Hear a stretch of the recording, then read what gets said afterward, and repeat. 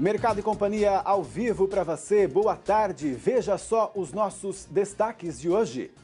Relações Exteriores diz que Petrobras pode ser punida se abastecer navios iranianos que estão no porto de Paranaguá. Perspectivas de mercado e qualidade de sementes são temas do primeiro Fórum Soja Brasil, Safra 19/20, em Maracaju, Mato Grosso do Sul. Produtores de cana do Nordeste recebem quase 15% a mais pela tonelada, se comparado a quem produz no centro-sul do Brasil. Sobe para 4.800.000 o número de animais abatidos na Ásia por conta da peste suína africana. E ainda, temperaturas no centro-sul do país devem voltar a cair nesse fim de semana.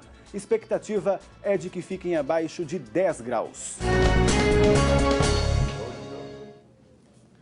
O ministro das Relações Exteriores, Ernesto Araújo, afirmou ontem, em declaração à imprensa no Palácio do Itamaraty, que a Petrobras corre o risco de ser punida pelos Estados Unidos caso abasteça os 2 navios iranianos que estão parados no porto de Paranaguá.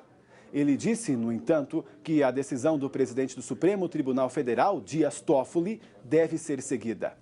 Ontem, o ministro determinou que a Petrobras abasteça os 2 cargueiros que estão parados desde junho. Em nota enviada à imprensa, o STF informou que o ministro Toffoli indeferiu o pedido da estatal brasileira e manteve a decisão do Tribunal de Justiça do Paraná, que tinha determinado o fornecimento do combustível.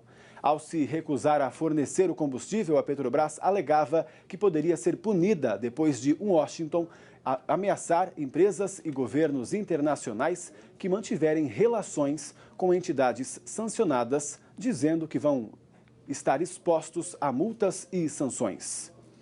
De acordo com a estatal, entre as possíveis consequências da medida estão o bloqueio de ativos, a proibição de negociar com empresas ou indivíduos sujeitos à legislação americana e a possibilidade de inviabilizar a atividade de exploração de petróleo. Vamos conversar agora com o Miguel Daúde sobre esse assunto. Daúde, boa tarde para você. Boa tarde, Pablo, e boa tarde a todos. Daúde, a gente está levando, acho que longe demais essa discussão aí, né? Será que a gente não pode acabar fragilizando aí a nossa relação com o Irã? Bom, eu tenho uma grande preocupação em relação até que ponto os Estados Unidos, de uns tempos para cá, aliado do Brasil, né, pelo menos ideologicamente, o presidente Jair Bolsonaro e o Donald Trump, pode ser punido por essa decisão. Quer dizer, não está claro essa situação. E também eu acho, né, meus amigos, que os Estados Unidos não tem nada a ver com os nossos negócios. Nós não estamos exportando armas, não estamos exportando produtos que possam complicar a hegemonia política, a hegemonia econômica, né, a hegemonia militar americana. Então, portanto, eu acho que o Brasil tem a sua independência. Se nós não tivermos a nossa independência, os Estados Unidos, recentemente, o Donald Trump, ele vem defendendo os Estados Unidos, ele coloca os Estados Unidos sempre em primeiro lugar em relação a tudo. Ele faz uma briga comercial com a China, ele briga com o Irã, ele briga com Deus e o mundo, e agora quer impor ao Brasil também essas restrições. Nós não temos nada com isso, nós respeitamos, né, a soberania dos países, respeitamos. Agora, nós precisamos ter a nossa soberania respeitada e não podemos cair de joelho diante dessa situação. Né? Essa preocupação da Petrobras, a meu ver, ela não deveria ser uma preocupação, deveria ser uma ação diplomática do governo brasileiro junto ao governo americano, já que esse entendimento é tão bom, e não ficarmos à mercê. Quer dizer, o Brasil hoje tem na agropecuária a sua grande atividade econômica. Se vocês virem aí o emprego, né, a quantidade de emprego criados no Brasil no primeiro semestre, com carteira assinada. Em segundo lugar, aparece a agropecuária. Então, é um sistema que sustenta a economia. Então, nós não temos que ficar submissos aos Estados Unidos diante de um fato que é irrelevante, né? Essa questão de você exportar milho para o Irã. Pois não. Desde o início, né, Daúde, dessa relação aí de Bolsonaro com Trump, surgiu essa dúvida, né? O que nós ganharíamos nessa relação com os Estados Unidos, né? Vamos perguntar, quem sabe o Benedito Rosa sabe? Sim. Lá de Brasília, ele Vamos conversa lá com a gente ao vivo também. Benedito, boa tarde para você. Você que observa mais de perto aí em Brasília, né? O que tem analisado, hein? Boa tarde, Pablo. Boa tarde, Daúde. Boa tarde a todos os amigos do Canal Rural.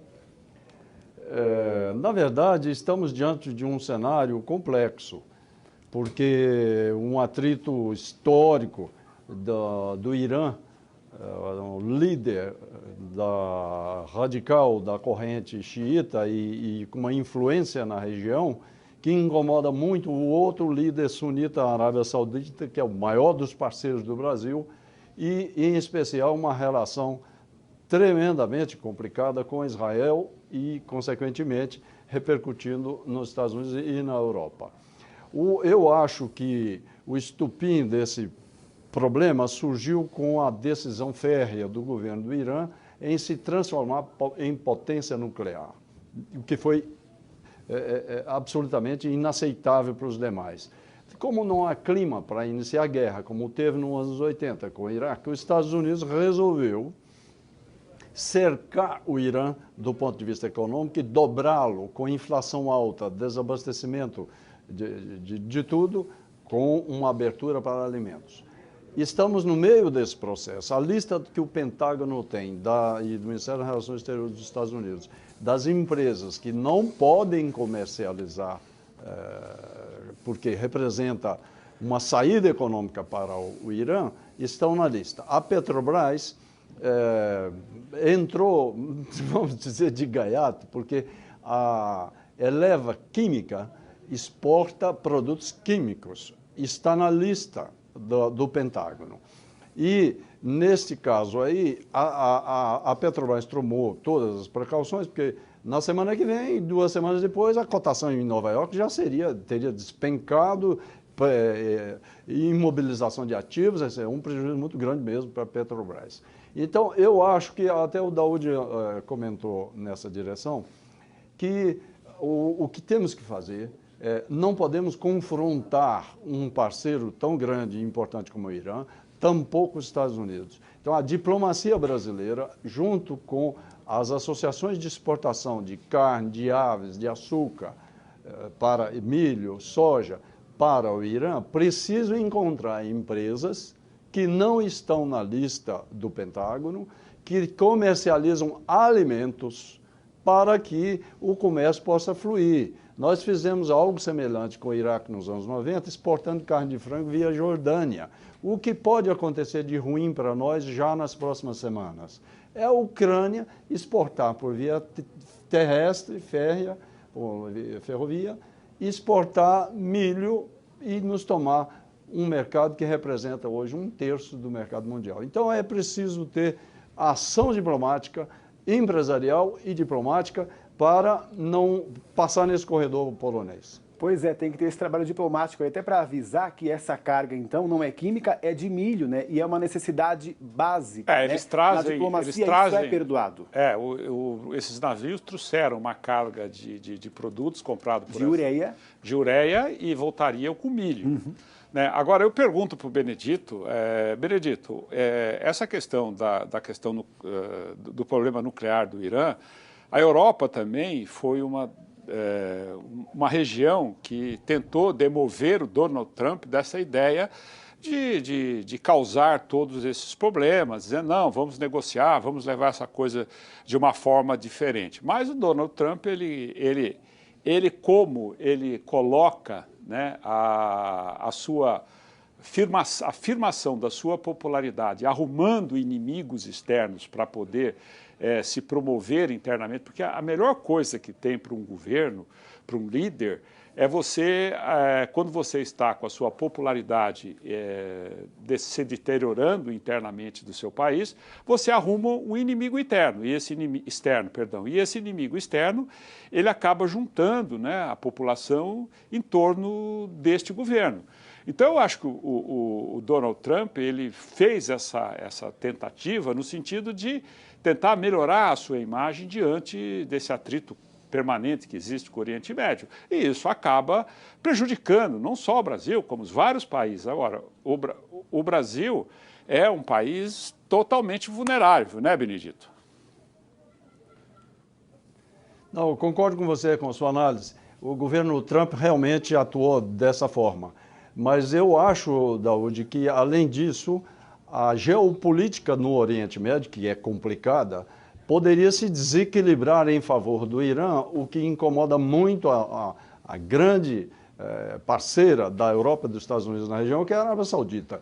E é insuportável para Israel e colocaria o Irã numa posição de força de negociação que não tem hoje. Agora Benedito, eu concordo com você com relação à forma do governo Trump trabalhar. Só para concluir a frase, é que provavelmente o acordo que foi costurado pela União Europeia com o Irã deixou os Estados Unidos numa posição secundária e o Trump não aceitou. Exato. Agora, só colocando, né, a gente sabe que existe uma polarização muito grande religiosa entre a Arábia Saudita, que é um grande importador de armas dos Estados Unidos, do qual os Estados Unidos pretende preservar, porque dentro do islamismo, a Arábia Saudita é sunita, né, e o Irã, apesar de ser um país persa, né, não é um país árabe, eles não dizem país árabe, ele é sunita. Então, o atrito entre esses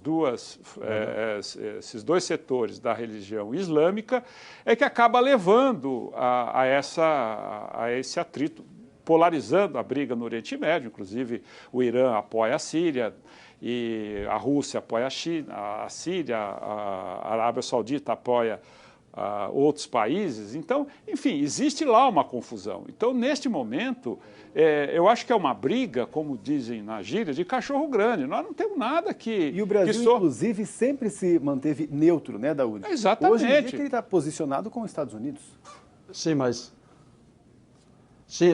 o cerco que os Estados Unidos está fazendo não é só militar. Ele tem a ver com um cerco econômico, para colocar o Irã de joelho independente.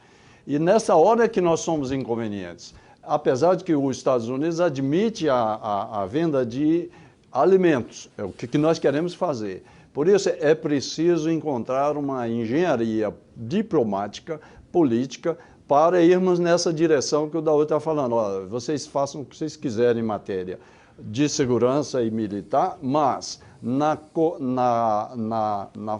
franja de abastecimento de alimentos, o Brasil entra sem querer tomar partidos. Exatamente. Eu acho que a diplomacia, Pablo, brasileira deveria partir por esse caminho e não aceitar esse bloqueio que acaba prejudicando seriamente um setor importante para o Brasil. A tramitação do projeto que reduz incentivos fiscais em Mato Grosso entra na reta final e parlamentares terão 3 sessões no fim de semana.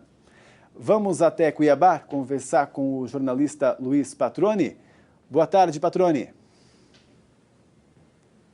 Boa tarde, Pablo. Boa tarde a todos que nos acompanham. É o que você disse, entra na reta final, foram convocadas aí sessões extraordinárias para essa sexta-feira à noite, sábado à noite e domingo à noite, ou seja, deve sim ser resolvida essa questão envolvendo o PLC 53. Ontem, na sessão já extraordinária, ontem à noite, o projeto que estava na CCJ foi apresentado, o substitutivo integral no plenário, mas aí 6 parlamentares pediram vistas, forçando justamente essa prorrogação por mais 24 horas, por isso a convocação das sessões para este fim de semana. O que deve acontecer, Pablo? O projeto entra para a segunda votação e aí serão votados também emendas e provavelmente destaques que serão apresentados, por isso esse esforço coletivo aí e essa serão que será feito no fim de semana justamente para resolver de uma vez por todas esse impasse que mexe com vários setores da economia aqui em Mato Grosso, inclusive, claro, com o agronegócio podendo gerar impactos, já que vários incentivos fiscais devem ser revistos por esse projeto. Sentiu falta de alguma informação? Então acesse canalrural.com.br e veja todas as notícias.